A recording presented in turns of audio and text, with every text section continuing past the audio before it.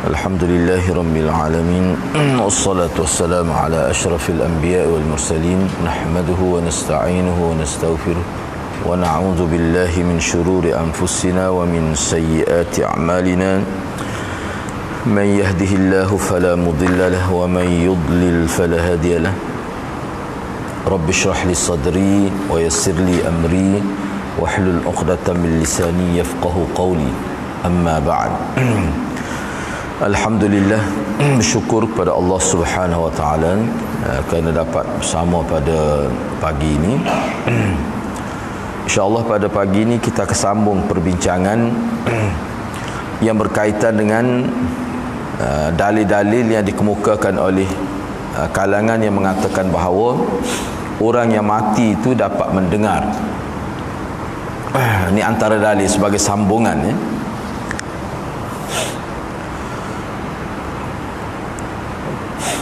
Jadi perbincangan kita ni masih lagi berkaitan dengan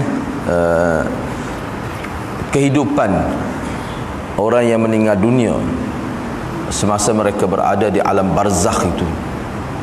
Mereka boleh mendengar, ya? Dan kita kena ingatlah perbincangan kita ni khilaf yang berlaku di kalangan sahabat dan juga salafus salih kita yang lampau. Sebenarnya khilaf yang berlaku di kalangan mereka ni hanya dari sudut mendengar sahaja. Mereka tidak bincang dari sudut boleh bagi respon atau tidak, kerana pada pandangan mereka orang mati ni dia tidak boleh bagi respon apa-apa dah. Cuma kalau ada pun anggota mereka yang aktifnya hanya dari sudut mendengar sahaja, sekadar itu sahaja. Perbincangan sekadar itu sahaja. Dan mendengar sendiri pun bagi yang menerima orang mati yang boleh mendengar, pendengaran mereka itu tidaklah mutlak. Mana setiap masa mereka boleh mendengar. Tidak juga begitu. Jauh sekali daripada mereka boleh memberikan tindak balas itu.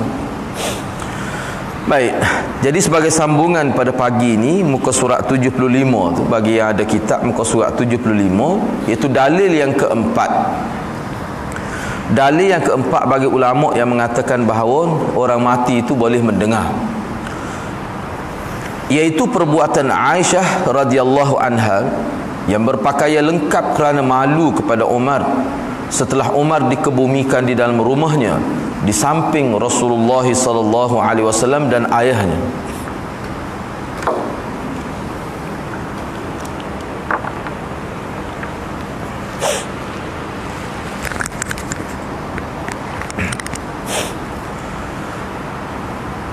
Abu Bakar sebenarnya tidak boleh, sebenarnya tidak boleh ataupun tidak layak untuk dikemukakan sebagai dalil, kerana tindakan Aisyah itu tidaklah didorong oleh kepercayaan dia bahawa orang-orang mati dapat mendengar, dapat melihat dan juga mengetahui segala apa yang dilakukan oleh orang-orang yang hidup di atas muka bumi ini. Malah ia dilakukan atas dolongan warak dan sikap beradabnya dengan manusia, sama ada yang hidup atau yang telah mati. Dia sebenarnya poin yang keempat ni dia berkaitan dengan sikap isteri Nabi Aisyah bila Sayyidina Umar meninggal dunia, maka dia berpakaian lengkap bila dia masuk dalam bilik itu. Kalau sebelum ini tidak begitu, kerana dalam bilik dia tu hanya ada jenazah, kubur Rasulullah dan kubur ayah dia Sayyidina Abu Bakar. Tapi bila Sayyidina Umar meninggal dunia, dan sebelum itu Sayyidina Umar minta kalau dia mati, dia minta daripada Aisyah supaya dia dikebumikan dalam tempat yang sama, pada tempat yang sama, iaitu dalam bilik Aisyah lah. Kerana Sayyidina Umar ni dia nak berada dekat dengan Nabi sallallahu alaihi wasallam. Jadi kedudukan kubur tu Nabi, Abu Bakar, kemudian Sayyidina Umar. Ketiga-tiga ni berada dalam bilik Aisyah. Jadi setelah Sayyidina Umar dikebumikan di situ, maka Aisyah setiap kali dia masuk dalam bilik itu, dia berpakaian lengkap. Jadi bagi sesetengah ulama ini menjadi dalil bahawa Aisyah ni berfahaman bahawa orang mati itu boleh mendengar. Dan kalau nak pergi lebih jauh, dia akan kata boleh melihat. Sebab tu Aisyah tu malu. Maknanya Aisyah jaga aurat dia, padahal Sayyidina Umar ni mati dah. Jadi mereka beristidlal begitu. Sebenarnya tidak, tak betul tu. Ni sebagai adab saja. bagi seseorang yang tinggi kedudukan dia, bagi dia hak tu dia buat atas dasar perasaan dia untuk beradab saja, bukan satu hukum yang jelas di situ. Baik, ada juga yang dianggap sebagai dalil. Ini dalil yang kelima, bahawa Aisyah telah menarik balik pendapat beliau yang sebelumnya tentang orang-orang yang mati tidak dapat mendengar. Itu tidak benar sama sekali. Sebab ada riwayat yang menyebutkan bahawa Aisyah ni, memanglah Aisyah ni sebenarnya pandangan dia hak jelasnya, hak jelas ni pandangan dia hak jelas. Dia kata orang mati ni matilah, tidak boleh mendengar, tidak boleh apa-apa tu. Sebab tu dia bercanggah dengan pandangan Ibnu Umar tu, Aisyah ni. Baik, jadi berkaitan dengan perkara itu ada riwayat, misalnya di sini sebut hadis Ahmad, yang menunjukkan bahawa Aisyah dia tarik balik kenyataan dia, seolah-olah daripada kenyataan yang mengatakan orang mati tidak boleh mendengar, selepas tu Aisyah tarik balik, dia kata boleh pula. Benarkah perkara itu? Sebab kononnya Aisyah menarik balik kenyataan dia ni, kononnya berasaskan kepada satu riwayat daripada Ahmad.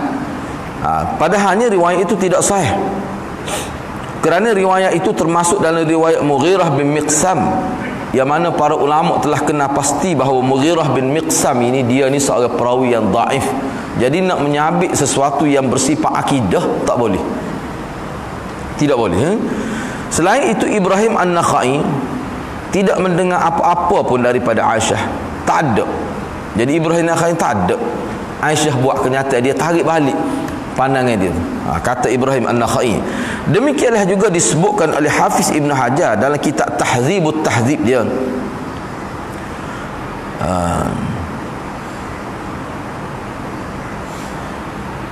Kerana ini hadis itu menjadi munqati', mana terputus perawi, maka secara tidak langsung dia jadi dhaif. Kalau sanadnya tidak bermasalah sekalipun, ia tetap akan dianggap syadz kerana bercanggah dengan sekian banyak hadis-hadis sahih yang lain. Hadis ini sebetulnya dapat dijamuk dengan hadis-hadis lain. Kalau dikatakan misalnya Aisyah tidak menolak hadis Nabi sallallahu alaihi wasallam yang menyeru ketua-tua kaum Quraisy, kaum kafir Quraisy yang telah mati terbunuh itu, beliau menerima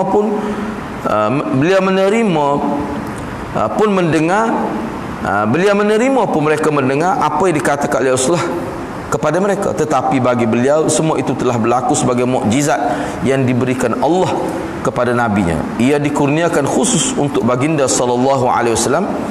Jadi yang dinafikan oleh Aisyah adalah orang-orang yang mati semuanya dapat mendengar segala-gala yang diucapkan oleh orang-orang yang hidup. Jadi dalam kenyataan ini, kalaulah kita kata hadis yang menyebutkan Aisyah menarik balik kata-kata dia bahawa orang mati ini tidak boleh mendengar, katakanlah kalau ada dibuat andaian begitu, yang ini dibuat andaian bahawa hadis riwayat Ahmad ini sahih, katakanlah kalau terima sahih pun tak boleh juga. Sebab apa? Sebab hadis itu bercanggah dengan sekian banyak riwayat yang mengatakan bahawa orang mati ini tidak boleh mendengar. Ayat Quran pun begitu juga. Baiklah, kalau kita terima jugalah, kalau kita terima juga bahawa Aisyah ni menerima pandangan yang mengatakan bahawa orang mati boleh mendengar, mana Aisyah terimalah hadis yang mengatakan Nabi bercakap dengan ketua-ketua Quraisy hak mati di medan Badar itu.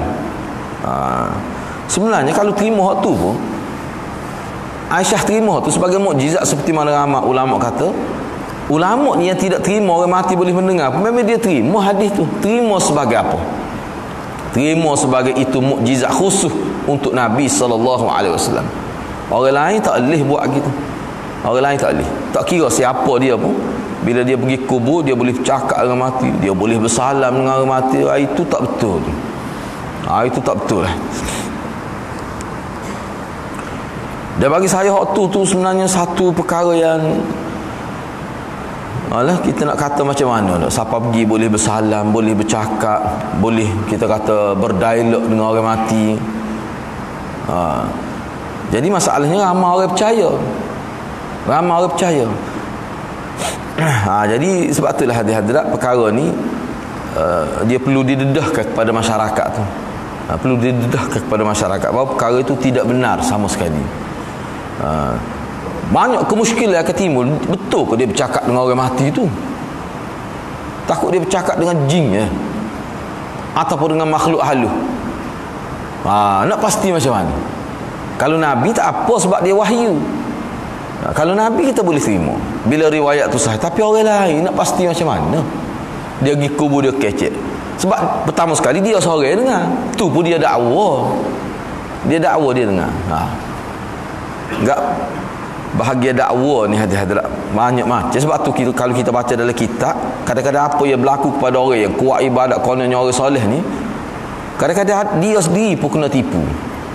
Kena tipu oleh makhluk halus tu. Boleh berlaku begitu. Sebab tu kita dalam bab agama ni, bila berkait dengan perkara gaib, dia mesti melalui sumber yang sahih. Mesti melalui sumber yang sahih.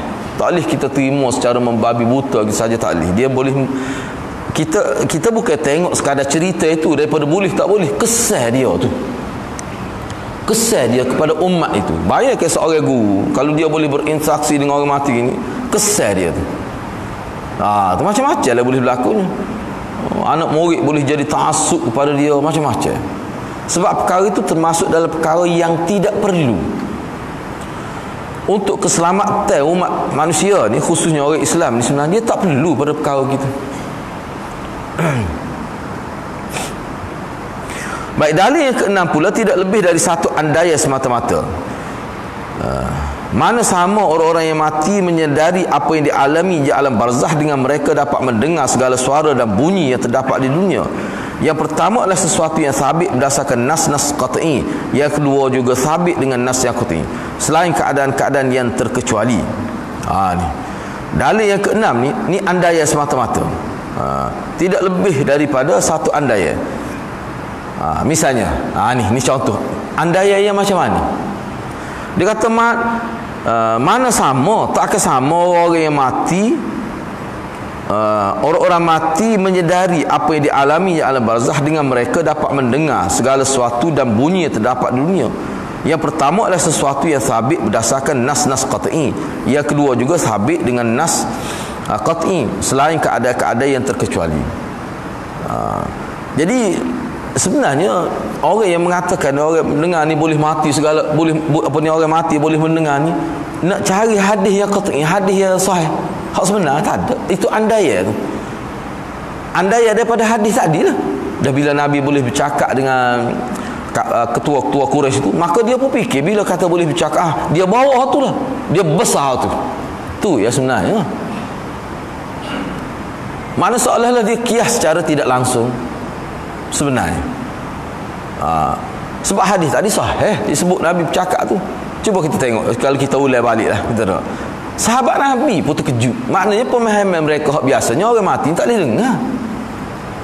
Sebab tu saya Umar ada sahabat lain kata, macam mana Rasulullah boleh bercakap? Kan dia tu mati. Rasulullah kata dia boleh mendengar. Dia lebih pendengar, dia lebih kuat daripada kamu. Jadi apa yang Nabi sebut gitu tu merujuk pada waktu itu. Merujuk pada waktu itu. Dan sahabat pun tidak faham bahawa orang mati boleh mendengar setiap masa. Mana setiap kali kita pergi kubur kan, mana dia boleh dengar tapak kaki kita tu. Hak Nabi sebutnya tapak kaki semasa orang balik. Kita kata dia boleh mendengar, maknanya dia dengar juga tapak kaki masa kita masuk tu. Tu kiyah bodoh tu. Tak jadi apa tu. Lepas tu kalau gitu ya, bila kita pergi baca Quran misalnya, orang baca Quran ke apa, boleh mendengar, boleh. Kerana dia anggap boleh, itulah yang dia pergi buat tu. Tu.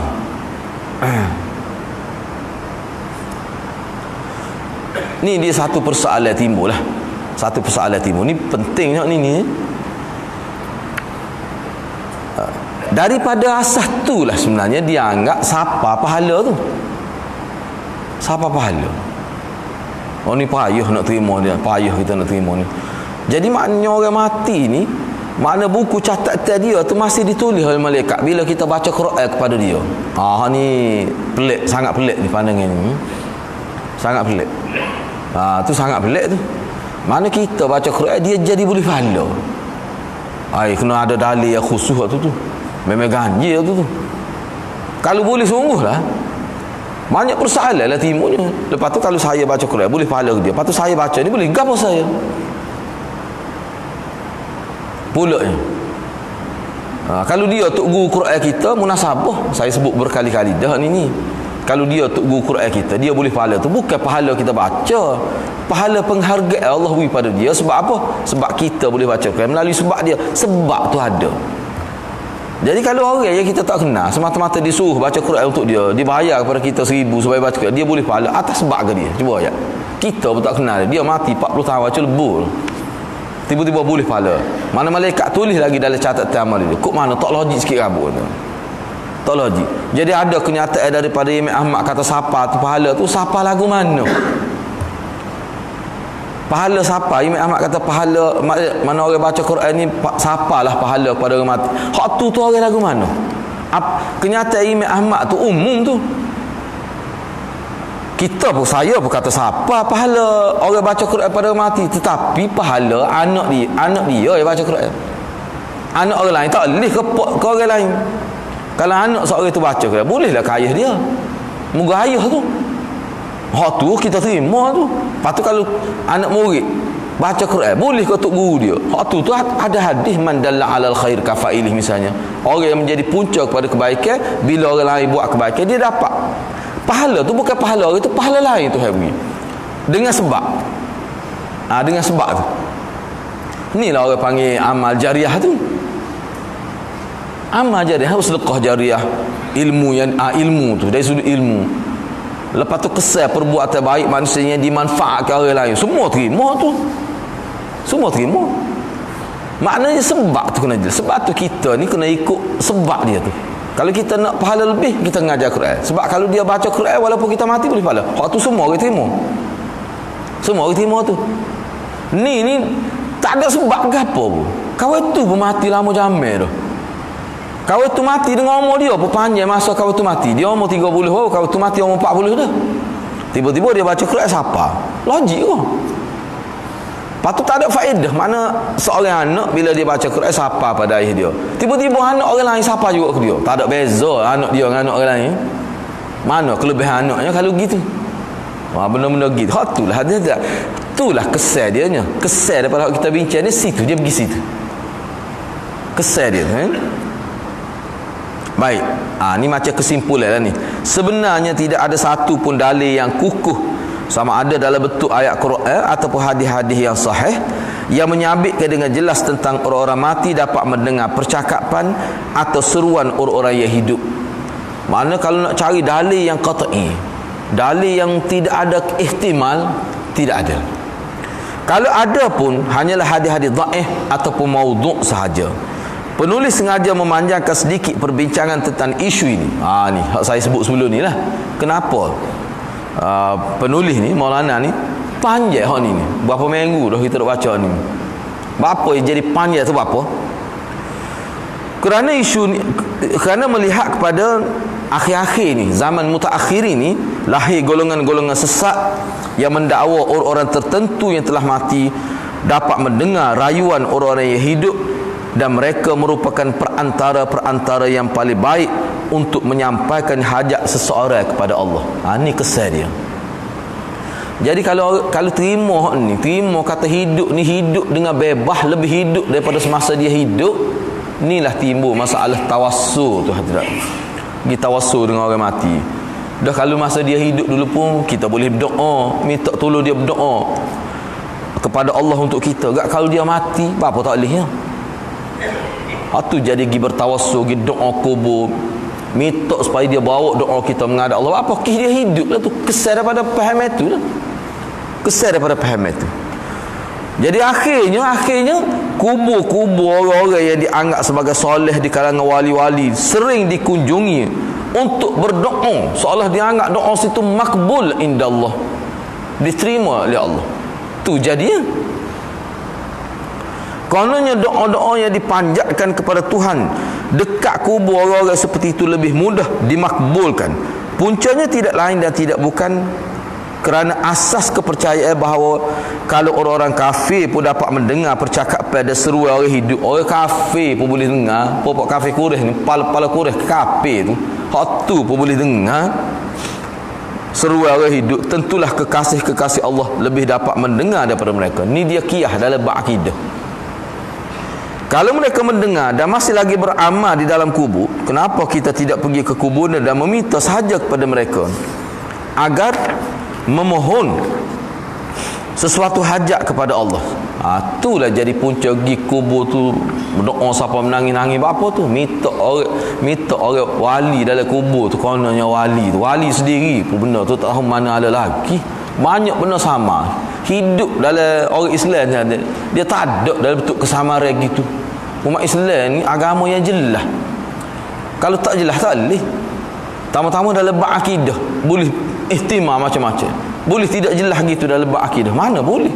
Kalau akidah lagu tu hadirat tidak standard, agama ni jadi kocak-kacir faham agama. Dia akan jadi gitu. Dengan begitu semakin pudarlah cahaya tauhid dan semakin berakar umbilah syirik di kalangan umat Islam. Jadi kalau kita biarkan benda ni, kalau kita buka ruang hadirat, dia jadi berat. Jadi kubur pula jadi tempat punca kebaikan. Jadi macam tempat ibadat sebuah masjid pula. Dia anggap tempat makbul doa. Kalau kita tanya, ada ke tidak dalam satu nas riwayat bahawa kubur ni tempat mustajab doa? Tak ada. Tak ada sahadis pun mengikut ulama. Kubur ni tempat pergi nak ingat ke mati, ingat pada hari akhirat. Dan bila pergi satu-satunya syariat hak berkait dengan kubur ni, kita doa keampunan untuk orang mati kalau dia Islam. Hak tu sahih. Hak tu sahih semua terima. Hak lain sahih, hak lain-lain tu bagai tarik berlaku tu. Bagai tarik. Bagai erik berlaku tu. Bagai agak-agak, bagai andaya saja. Tak boleh nak jadi asas dalam syariat. Baik. Cuba tengok nota yang ke-83 tu.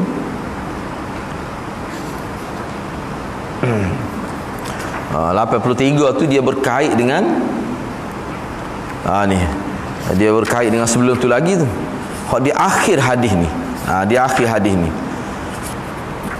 Yang mana di akhir tu kata Qatadah tu muka surat 66 cuba buka muka surat 66 tu.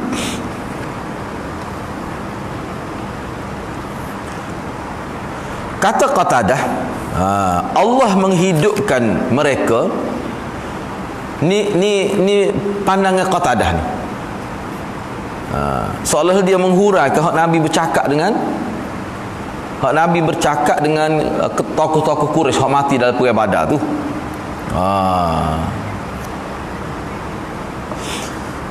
Bila Sayyidina Umar tanya, macam Sayyidina Umar terkejutlah bila Nabi bercakap dengan popok kafir Quraisy tu. Maka Sayyidina Umar pun tanya, kenapa Rasulullah bercakap dengan tubuh-tubuh yang sudah jadi mayat kaku dah ni? Apa Rasulullah duk kecek dengan dia? Rasulullah berkata, demi Tuhan yang nyawa Muhammad berada di tangannya, kamu tidak lebih mendengar kata-kata aku daripada mereka, kata Nabi. Kata Qatadah. Mana Qatadah? Maknanya sebab ulama terima hadis ni, semua ulama terima hadis saya. Cuma nak hurah macam mana, nak faham macam mana. Pandangan Qatadah, dia kata semasa Nabi bercakap dengan tokoh Quraisy yang mati di medan Badar ketika dia dihuman dalam perigi Telaga Buruk tu, kata Qatadah, pada waktu itu Allah menghidupkan mereka sehingga Allah boleh memperdengarkan mereka kata-kata Nabi itu sebagai mengejek, menghina, mengecam dan menyedihkan serta membuatkan mereka menyesal. Hak tu sebenarnya Nabi nak ejek dia. Dulu kamu tak percaya wahai ketua-ketua Quraisy. Sekarang ni lagu mana? Bagaimana sekarang ni? Pandangan kamu macam mana? Dulu kamu nafikan ada kehidupan selepas mati. Sekarang ni kamu boleh mendengar. Aku bercakap kamu boleh dengar. Bagaimana?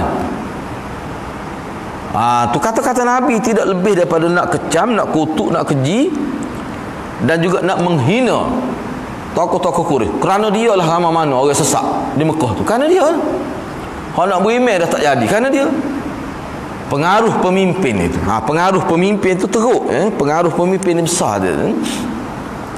Baik. Cuba tengok nota yang ke-83 di bawah. Jadi kata-kata Qatadah ini juga mausul dengan sanad yang sama. Mausul ni maknanya bersambung lah, tidak munqati'. Mana sampai kepada mana tidak terputus lah, mana sanad dia tu muttasil, itu maksudnya. Qatadah merupakan salah seorang tokoh dari golongan kedua yang berpendapat orang-orang mati tidak mendengar seruan atau percakapan orang-orang yang hidup. Cuba tengok Qatadah ni, antara yang dia fahamnya, salah seorang daripada tokoh golongan kedua lah yang berpendapat orang mati tidak boleh dengar seruan atau percakapan orang hidup. Qatadah tak terima, dia sebut Aisyah juga, tetapi dia terima hadis ni. Terima hadis ni seperti mana Aisyah, seperti mana sahabat lain, bahawa pada waktu tu dia boleh dengar, Allah beri dengar pada waktu itu sebagai mukjizat Nabi sallallahu, tidak lebih daripada itu. Padahal Qatadah ni bagi dia sebab kita lah, dia tak terima bahawa orang mati boleh mendengar. Tetapi hak tu khusus untuk Nabi sallallahu alaihi wasallam. Mana hak tidak khusus, hak umumnya orang mati tidak boleh mendengar. Tu.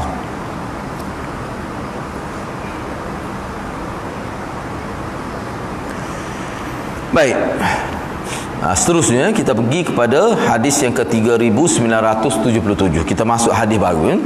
Wa bi qala hadatsana al-Humaydi qala hadatsana Sufyan qala hadatsana Amrun an Atha an Ibn Abbas radhiyallahu anhuma alladhina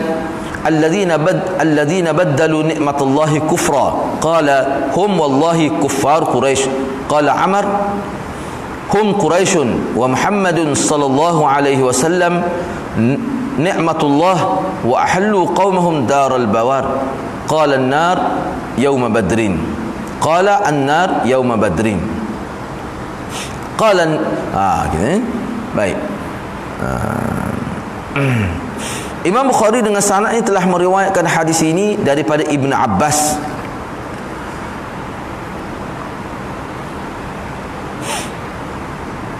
Jadi Ibnu Abbas telah menafsirkan firman Allah yang bermaksud. Ni hadis yang ke-3977 ni riwayat daripada Ibnu Abbas. Yang sebut perkara ni adalah Atha bin Abi Raba'ah. Atha bin Abi Raba'ah. Jadi kata Atha, dia kata Ibnu Abbas telah menafsirkan ayat ni, menafsirkan firman Allah yang bermaksud orang-orang yang telah menukar nikmat Allah dengan kekufuran. Tu alladzina baddalu ni'matallahi kufra tu. Jadi ayat ni pada pandangan Ibnu Abbas adalah mereka, yakni orang-orang yang menukar nikmat Allah dengan kufur tu, mereka itu demi Allah adalah orang-orang kafir Quraisy tu. Kata Ibnu Abbas, cuba tengok 84 tu. Firman Allah berkenaan selengkap di bawahnya. Cuba tengok mana ada nota tu. Ayat 28 dan 29 dari surah Ibrahim. Surah Ibrahim ayat 28-29. Ini surah yang lengkap saya baca. Cuba tengok sini. Alam tara ilal ladzina baddalu ni'matallahi kufra wa ahallu qaumahum daral bawar jahannama yaslaunaha wa bi'sal qarar. Ayat tu. Jadi kata Atha bin Abi Raba'ah, dia kata Ibnu Abbas semasa dia menghuraikan ayat ni, ayat mana? Mereka demi Allah orang-orang yang telah menukar nikmat Allah dengan kekufuran. Kata Ibnu Abbas, mereka demi Allah adalah orang-orang kafir Quraisy. Kata Ammar, mereka adalah orang-orang kafir Quraisy. Muhammad sallallahu alaihi wasallam adalah nikmat Allah dan menjatuhkan kaumnya ke lembah kebinasaan itu. Maksudnya lembah kebinasaan itu ialah mereka neraka jahanam yang pada hari Badar itu.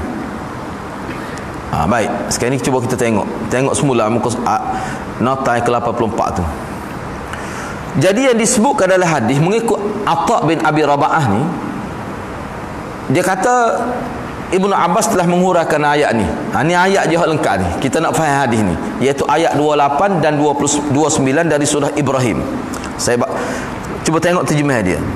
Tidakkah kamu perhatikan orang-orang yang telah menukar nikmat Allah dengan kekufuran dan menjatuhkan kaumnya ke lembah kebinasaan? Siapa ni yang dimaksudkan orang-orang ini?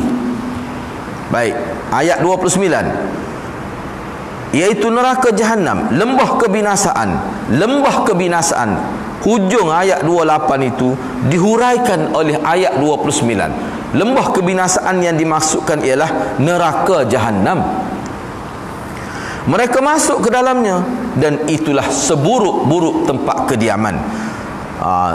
Jadi Ibnu Abbas dia kata hak ni ayat ni berkait dengan orang kafir Quraisy yang mati di pada medan Badar itu. Tu. Perbincangan kita ni berkenaan dengan perang Badar kan. Jadi ayat 28 29 dari surah Ibrahim ini sebenarnya sebut tentang pemimpin-pemimpin utama Quraisy yang terbunuh di medan Badar itu. Tu ya. Ini tafsir Ibnu Abbas sebagai seorang tokoh tafsir di kalangan sahabat. Baik.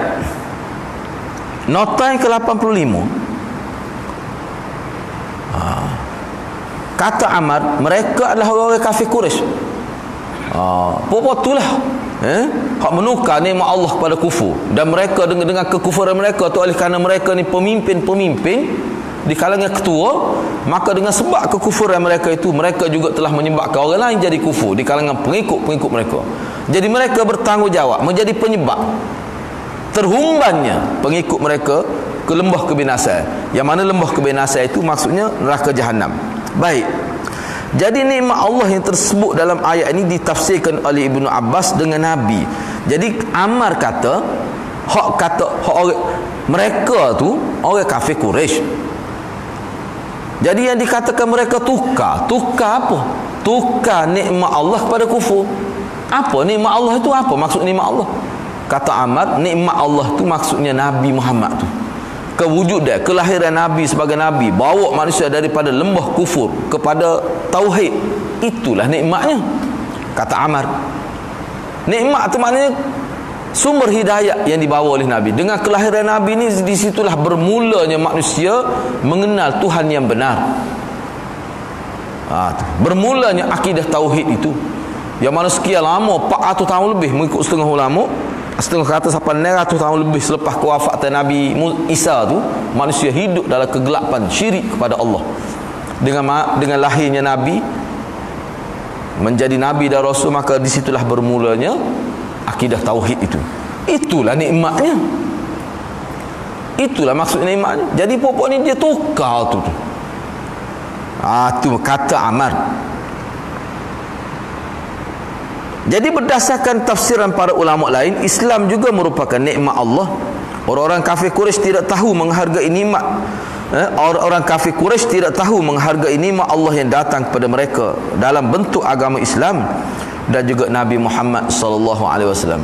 Sepatut dia sukum lah sepatutnya dak. Kalau orang kafir Quraisy ni dia ada maklumat dah sebelum ni, saya rasa dia lah orang paling suka. Bila Nabi tu kalangi anak beranak dia, sepupu dia, anak dara dia.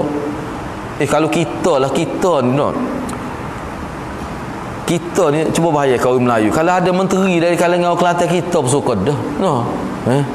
Banyak perkara tu mari dalam kepala kita tu. Suka pemimpin ada di kalangan pok kita. Suka kita. Ni Nabi ni.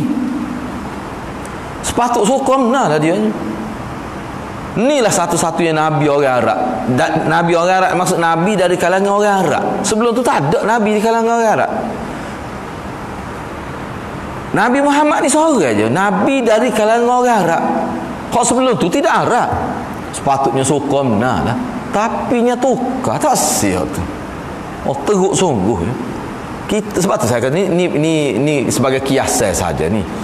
Mana-mana negeri kita lah kita ambil mudah dalam konteks kita. Sukarkah kita ni kalau ada menteri dari kalangan orang Kelantan? Negeri lain pun gitulah juga. Tu menteri sebab apa, dengan menteri, bila ada menteri ni banyak kebaikan kita dapat. Tu mudah kita nak buat kira lah kita kata. Enggak, ni bukan menteri Nabi. Sepatutnya dia sokong lah sepatutnya. Tapi nya hamba Nabi je, siapa nak bunuh Nabi dia. Inilah orang panggil kufur hak besar. Kufur hak besar. Dia tak boleh nak beza tu hak baik tu. Lepas tu sebab tu kita tengok kalau dalam syair, kalau belajar syair, dia ada syair keluarga Rasulullah menyatakan kesedihan dalam syair. Ruginya kita kalau tidaklah Muhammad ni tak ada lah orang paling juh di kalangan pok kita. Di kalangan orang Arab ni, khususnya Mekah lah, Muhammad paling juh. Tapi dengan sebab kecuaian kita, kesilapan kita, menyebabkan dia pergi ke Madinah. Tak ada pasal-pasal orang Madinah jadi sahur. Lepas tu kubur dia mati. Mana orang mari Mekah pun mesti akan pergi ke Madinah. Apa? Kih ada kubur Nabi. Nak pergi ziarah kubur Nabi. Nak pergi ambil kelebihan masjid Madinah tu. Padahal kena ingat hadirin, walaupun Masjid Madinah tu ada kelebihan, ada kubur Nabi, tapi dia tak dapat nak mengatasi Masjid Haram tu. Tak boleh. Tak lihat semata-mata ada kubur Nabi tu, jangan kita anggap bahawa Masjid Madinah lebih daripada Masjid Haram. Tak. Sebab Nabi sendiri kata mula-mula sekali Masjid Haram, lepas tu baru masjid aku ni, yang di Masjid Madinah, kemudian baru Masjid Aqsa. Ada riwayat lain ada selagi Masjid Quba itu, dalam setengah riwayat lain sahih juga. Jadi 4 lah maknanya. Sebab tu kita pergi Quba, tak ada orang pergi Madinah tak pergi Quba kecuali syurah perut. Tak boleh nak pergi hari tu. Mungkin ada lah. Apa tu? Quba tu dia besar sangat. Dia ada kelebihan khusus. Ni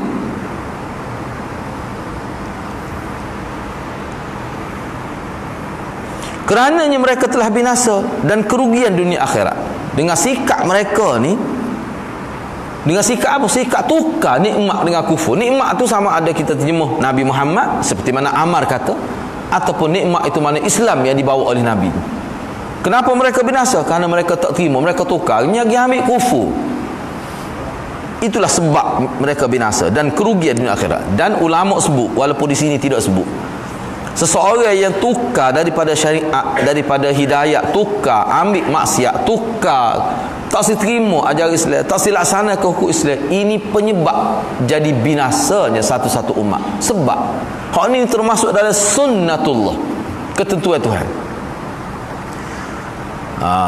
Dia kena faham tidak? Mati aksiden, mati kerana peperangan, runtuh sebuah negara, itu bukan menjadi penyebab seorang masuk neraka. Hak yang dikatakan binasa terhumbai dalam neraka Jahannam ni, hak ni maknanya kesan tolak agama. Kita tidak boleh menjadi keukuran sesebuah kerajaan itu jatuh. Kerajaan itu seperti mana kerajaan-kerajaan Islam dulu, dia pernah naik ke satu mercu, kemudian dia jatuh, teruklah umat Islam dihina. Boleh berlaku hak tu, tapi itu tidak menjadi satu keputusan bahawa dia ni ahli neraka. Tapi hak jelas berdasar pada ayat ni, yang kira-kiranya keputusan Allah, seseorang itu dikira sebagai ahli neraka kalau dia tolak agama. Walaupun negara dia kuat, walaupun ekonomi dia kukuh, tapi tolak agama menjadi penyebab kepada kebinasaan. Binasa yang dimaksud ke dia neraka Jahannam tu. Tu.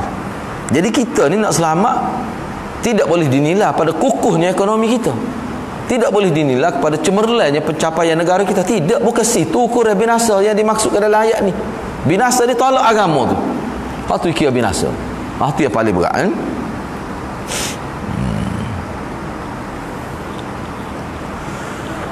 Okey, cuba tengok satu hadis lagi. Kita ambil satu hadis lagi. 3978 hadis 3978. Wa bi qala hadatsani Ubaid qala hadatsani Ubaid bin Ismail qala hadatsana Abu Usamah an Hisham an abihi qala dzukira inda Aisyah radhiyallahu anha anna ibn Umar rafa'a ila an-nabi sallallahu alaihi wasallam innal mayyit yu'adzabu fi qabrihi bi buka'i ahli faqalat wahil faqalat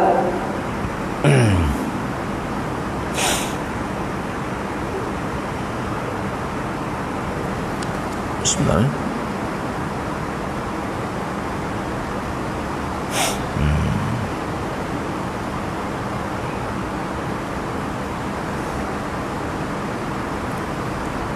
Rasa dia ada kesilapan sini, saya pun tak tahu. Wahimah tu sebenarnya, bukan wahila tu. Faqalat wahimah. Tu ya.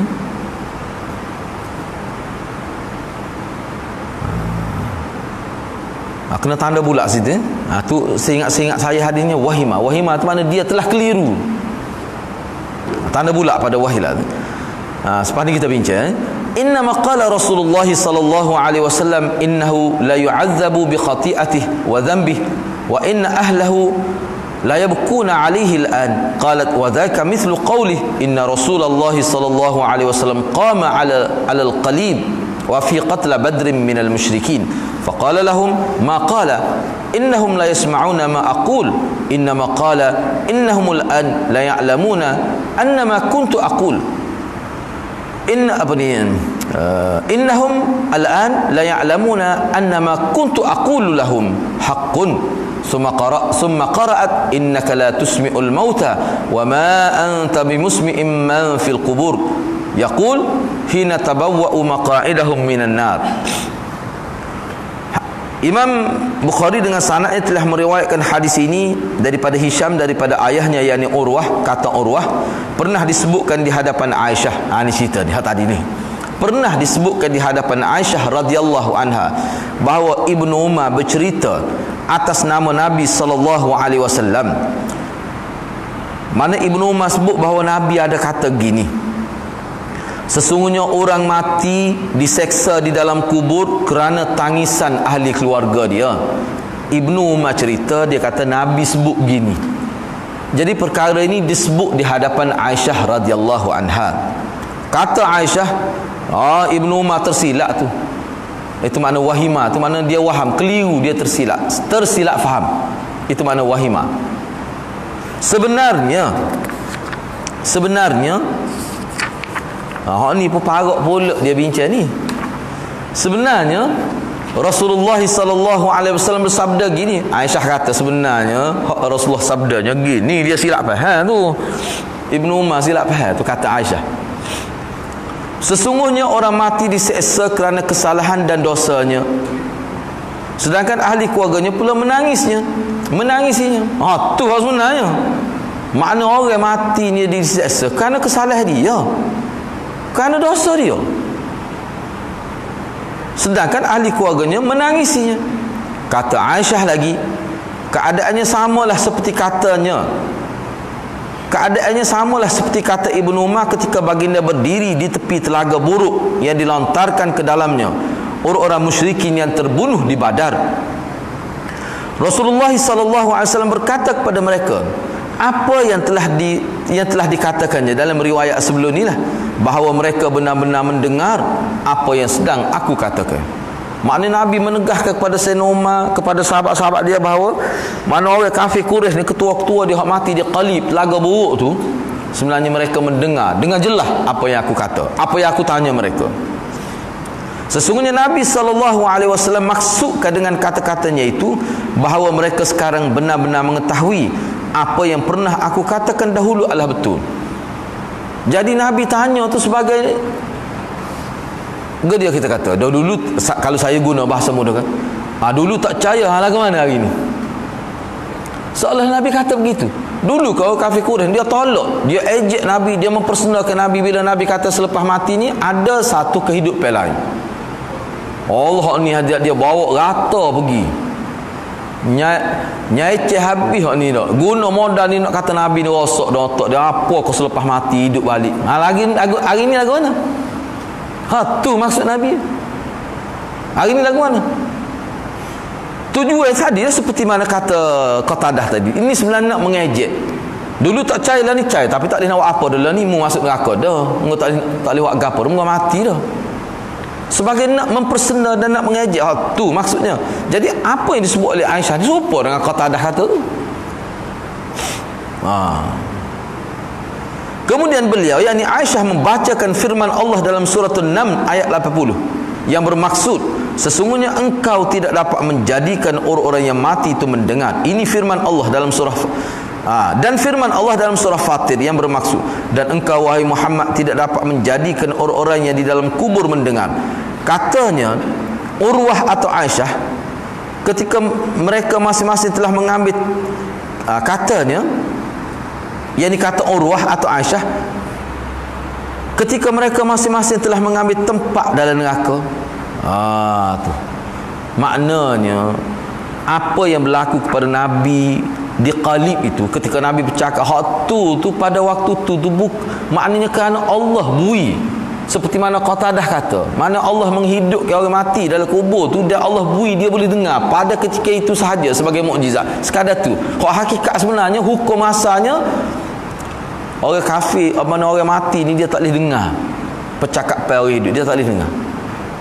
Kalau terima boleh dengar pun, dia tak boleh nak buat apa pun. Tu. Kalau boleh dengar pun. Jadi maknanya pemahaman ni dia memberi satu gambaran kepada kita bahawa orang mati ni dia tak boleh buat apa-apa. Kalau kita nak tolong dia, kalau dia Islam, doa keampunan itu dah. Hatu sekatu dia boleh. Sekatu ya ruang yang diberikan oleh ni Quran dan hadis. Sekatu ya, tak lagi. Tu. Kalau buat lebih daripada tu boleh jadi rosak. Tu kan. Begitulah. Kita ambil hadis terakhir. Hadis terakhir ni pendek saja ni.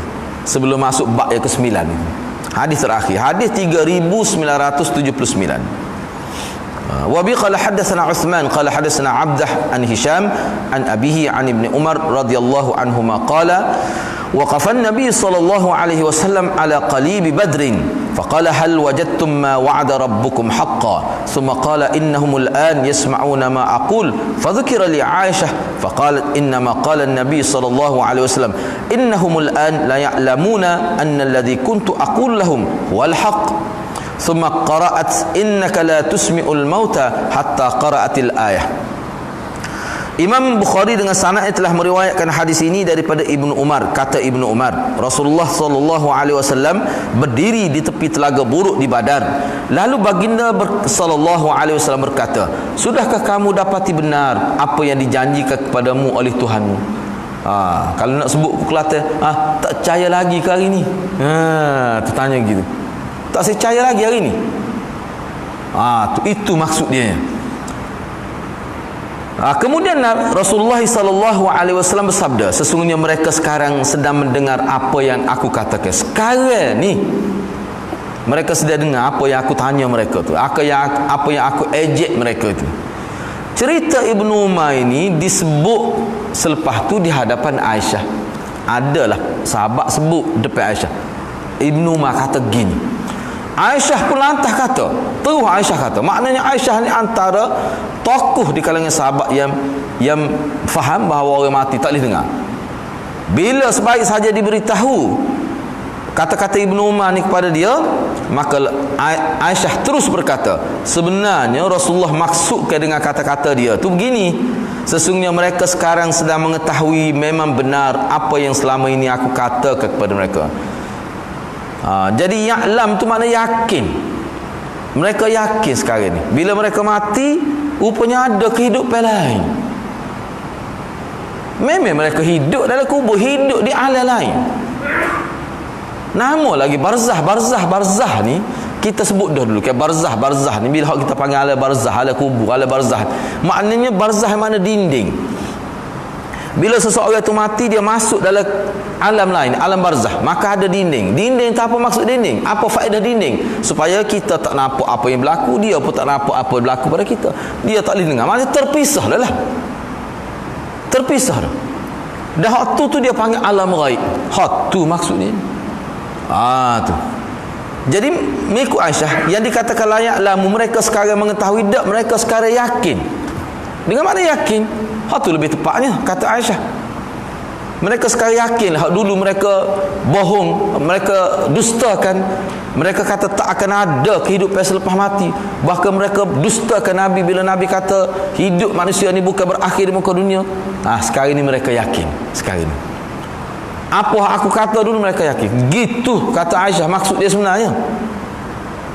Kemudian Aisyah membaca firman Allah dalam surah An-Naml yang bermaksud, sesungguhnya engkau tidak dapat menjadikan orang-orang yang mati itu mendengar, sehingga kepada akhir ayat. Gitulah. Tu ya. Ni okey.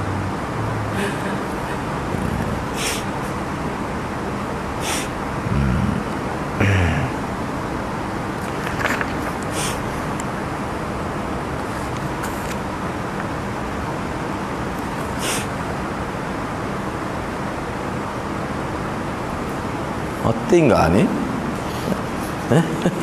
banyak tinggal tu.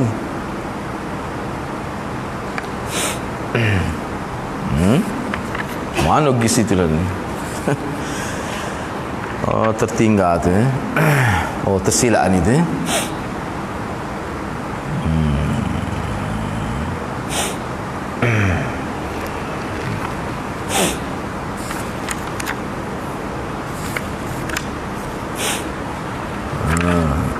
Kita apalah, kita tengok semula ni. Tersilap muka surat ni. Macam mana boleh begitu? Okey. Gini. Tu kita baca semula, tak apa 80 ni. Nota ke 80 ni tinggal tu sana itu. Nota yang ke 80 ni sebenarnya berkait dengan tu. Tersilap ni hadis 3978 tu. Tadi tu kita tertinggal nota 80 ni tu, kita baca tu perbincangan lain agak detail lagi tu ni. Kita ambil semula. Untuk minggu depannya kita ambil pada muka surat 77 ni tersilap ni. Patut rasa pelik ni nota yang ke 80 ni tu penting tu. Nota yang ke 80 ni tu kita bincang minggu hadapan insya-Allah sebab ni panjang pula ni. Jadi maknanya untuk minggu hadapan kita akan bincang nota yang ke 80 ni tu, iaitu hadis ke 3978. 3978 insya-Allah kita akan sambung situ. Tu panjang lagi tu. Perbincangan mana hak berkait dengan tadilah. Maknanya orang mati tu diazab dengan sebab tangis saya hidup. Ni. Kok mana boleh ini termasuk hadis muskil ni? Hadis muskil. Kok mana keluarga dia kita bincang dah dulu sebelum ni. Ada dah perbincangannya. Ini sebagai sambungan lah. Kita bincang minggu hadapan. Kena ingat perbincangan minggu depan ni berkait dengan hadis mana orang mati tu diseksa dengan sebab tangis ahli keluarga dia hidup. Tu bincang khusus tu. Okay, kita berhenti setakat tu dulu. Mudah-mudahan Allah berkati kita semua. Aku qauli hadza wa astaghfirullahal azim li wa lakum. Assalamualaikum warahmatullahi wabarakatuh.